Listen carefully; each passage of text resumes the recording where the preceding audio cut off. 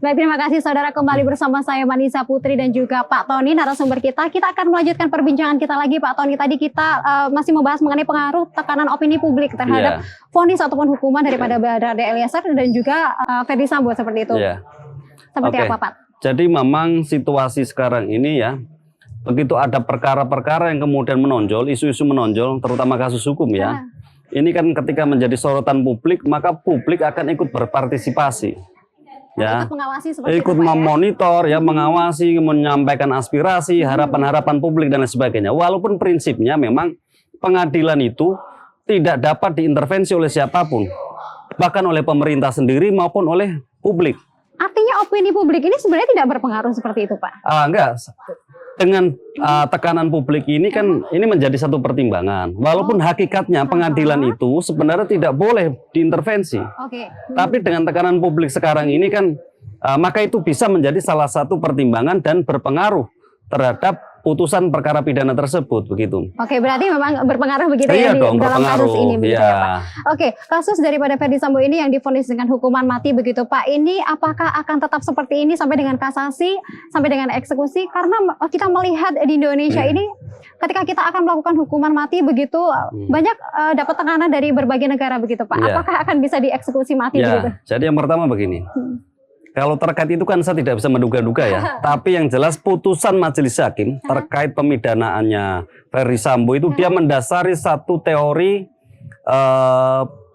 pemidanaan retributif ya. Menggunakan tujuan teori pemidanaan retributif. Artinya apa?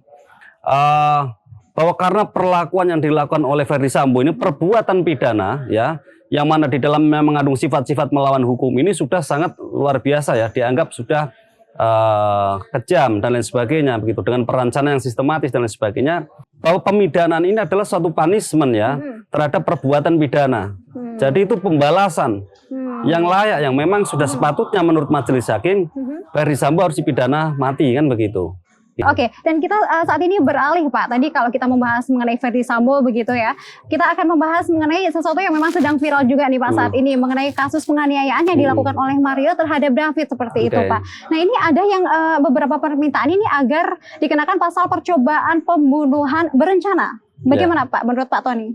Saya kira kok ini ya, itu kan spekulasi publik ya, atau spekulasi yang disampaikan oleh beberapa orang-orang ya, atau mungkin tokoh-tokoh. Saya kira kalau hukum itu bicaranya adalah ketika bicara soal hukum positif maka bicara undang-undang yang mengatur itu. Sebagaimana ketentuan Undang-Undang Nomor 35 tahun 2014 ya tentang perlindungan anak. Jadi pelaku tindak pidana si Mario Dani ini dia akan dipidana dengan ancaman pidana pasal 76C junto pasal 80. Terkait dengan undang-undang ya junto pasal 80 terkait dengan undang-undang perlindungan anak. Artinya hukum itu harus jelas koridornya. Nah, terkait dengan korbannya ini adalah anak ya, David Ozora ya, yang berumur masih kurang lebih 17 tahun itu, maka kemudian harus menggunakan undang-undang itu. Gitu. Karena korban anak ini adalah masih di bawah umur ya, maka harus menggunakan undang-undang itu.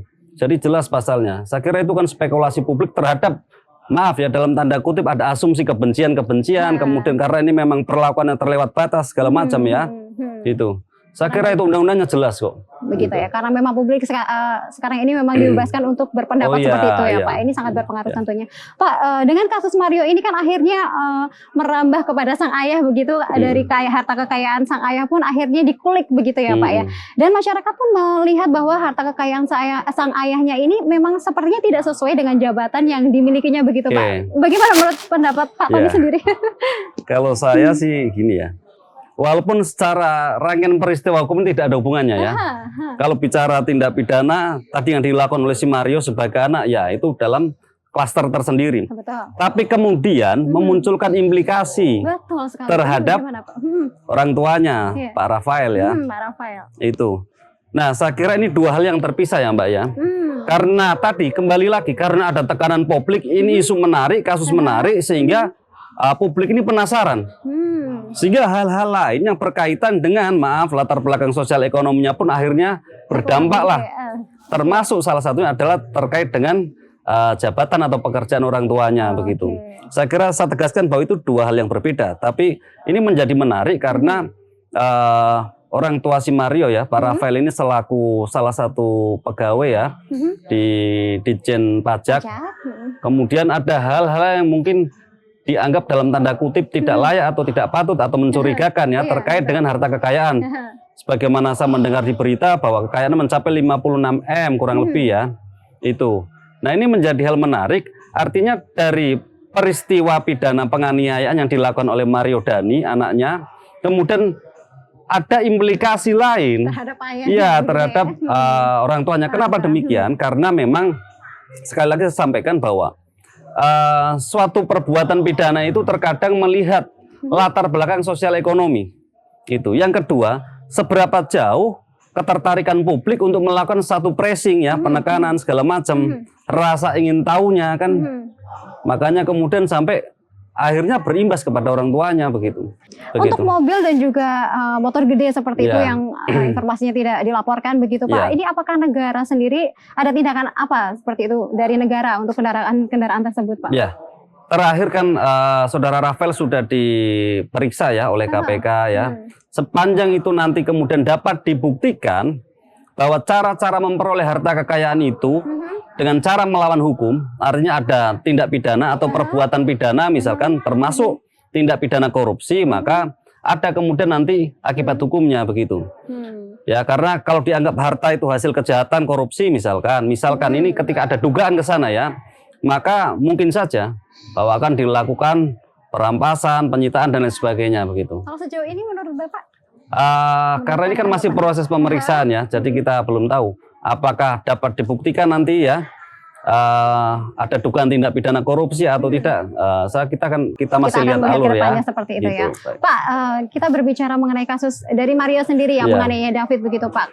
Ada informasi bahwa si Mario ini ingin meminta maaf secara langsung begitu kepada David. Apakah berpengaruh Pak permintaan maaf ini terhadap pidananya nanti Pak? Oke.